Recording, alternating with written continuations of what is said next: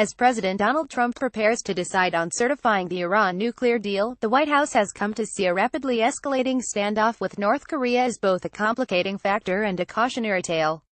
By the close of business today, Trump is expected to declare that a landmark agreement curbing Iran's nuclear program is no longer in the U.S. interest. That would not kill the deal outright, but it would pass that decision on to Congress, a gambit full of risk for the greater Middle East. During months of debate about regional repercussions from Aden to Kabul, indeed, since the hours after Trump was elected, a gathering storm with North Korea has weighed heavily. When Trump met President Barack Obama for the first time on November 10, 2016, the outgoing leader had an ominous warning for the president-elect.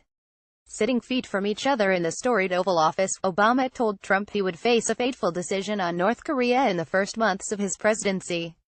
Trump would have to decide whether to allow Kim Jong-un to develop the capability to nuke almost any city in the continental United States.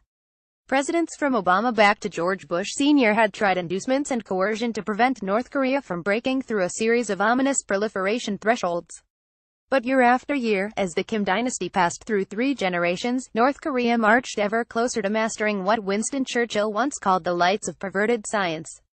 Pyongyang covertly separated plutonium, withdrew from the Nuclear Non-Proliferation Treaty, and developed a medium-range ballistic missile that could hit Alaska or Hawaii.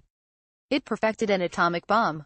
By November 2016, U.S. intelligence believed that Pyongyang would, in a matter of months rather than years, be able to marry intercontinental ballistic missile technology with the ability to produce a miniaturized thermonuclear device, putting the United States within reach. The United States had 3 basic choices: military action, diplomacy, or acceptance. According to aides familiar with the Oval Office conversation last November, Obama felt he had conveyed the gravity of the situation to the neophyte president. Trump came away feeling like such a serious situation should have been dealt with long ago. "Look, this should have been taken care of by 4 or 5 previous administrations," Trump told Forbes recently. "I feel strongly you cannot allow him to have nuclear weapons." Under Trump's tough guy doctrine, an unbending message to Iran would make North Korea take notice. But several White House officials described the choice in more historical terms. They have come to believe that tackling Iran today offers an opportunity akin to that which was squandered with North Korea a decade or more ago. Getting tough on Tehran, they argue, affords Trump a chance to prevent a foe from developing nuclear weapons and jamming the next president with a litany of bad choices. Proponents of the deal argue there is no evidence Tehran is breaching the deal, so it remains the best way to prevent an Iranian bomb. For them too, North Korea looms large.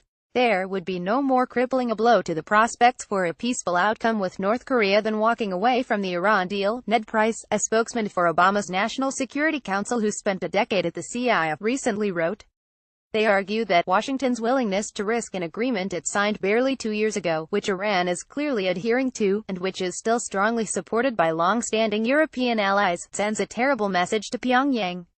One of the deal's diplomat architects, Wendy Sherman, argued North Korea would conclude it is futile to talk to Washington.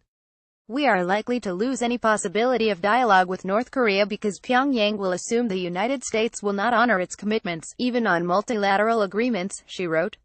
Whether supporters of the Iran deal or its detractors are correct, Trump's decision looks set to reverberate beyond the Middle East and all the way to the Korean Peninsula.